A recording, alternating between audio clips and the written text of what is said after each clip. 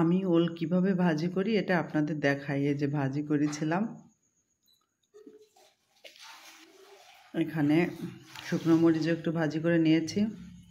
আমি আমার কোনোদিন আগে কোনোদিন ওল খাইনি। আমার শ্বশুরবাড়ি যে আমি প্রথম ওল খেলাম। আর প্রথমত শ্বশুরবাড়ি যে নিজেকে এই ওল ভাজি খাওয়াটা কেমন লাগছিল, যে জীবনে কোনো দিন ওল ভাজি খাইনি, না জানি খেতে কেমন লাগবে। তারপর পেঁয়াজ রসুন এগুলো কিচ্ছু দিয়ে না ওলটা। তা মানুষ তো সময়ের সঙ্গে তাল মিলিয়ে চলতে হয়, পরিস্থিতি সব কিছু।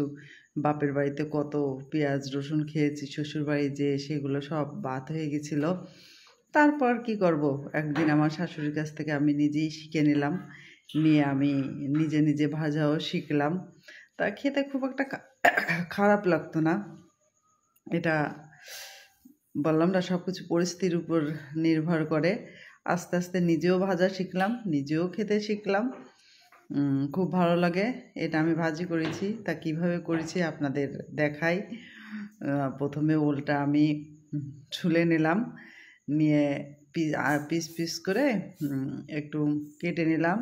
কিন্তু একটু মোটা মোটা করে কাটতে হবে, হ্যাঁ, তাহলে খেতে বেশি ভালো হয়। আর একটু পাতলা হলে জিনিসটা একটু চিমটে ধরনের হয়ে যায়।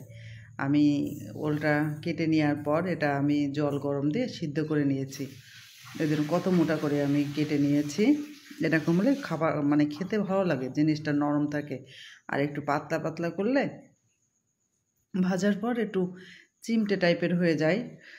আর এখানে পেঁয়াজ রসুন, রসুন না, পেঁয়াজটা ভেজে নিতে পারেন। যখন পেঁয়াজ ভাজে নিলে ভাতের সঙ্গে খেতে খুবই ভালো লাগবে। আর এখানে উপকরণ শুধু আমি দিয়েছি লবণ আর হলুদ, আর কিছুই দিইনি। এখানে মরিচের গুঁড়া কেউ চাইলে দিতে পারবেন, কারণ আমি মরিচের গুঁড়া দিই না। আমার মামার পাশে পাশে থাকে, তো মরিচের গুঁড়ার ঝাঁজ দিলে মানে কড়াইতে দেওয়ার সঙ্গে সঙ্গে মানে ও থাকতে পারবে না, হাঁচি শুরু হয়ে যাবে, এই জন্য দেয়নি। ওইভাবে লবণ হলুদ দিয়ে ভালো করে মেখে নিতে হবে। আর আমি ওই পাশে তেল দিয়ে দিয়েছি, আবার তেলটা গরম হচ্ছে। এভাবে ভালো করে মেখে নিয়ে তখন ভাজি করে নিতে হবে। খুব একটা তেলও লাগে না, অল্প তেলেই কিন্তু ভাজি হয়ে যায়। এই দেখেন আমি খুব একটা বেশি তেল দিইনি, অল্প তেলেই আমি অতগুলো ভেজে নিব।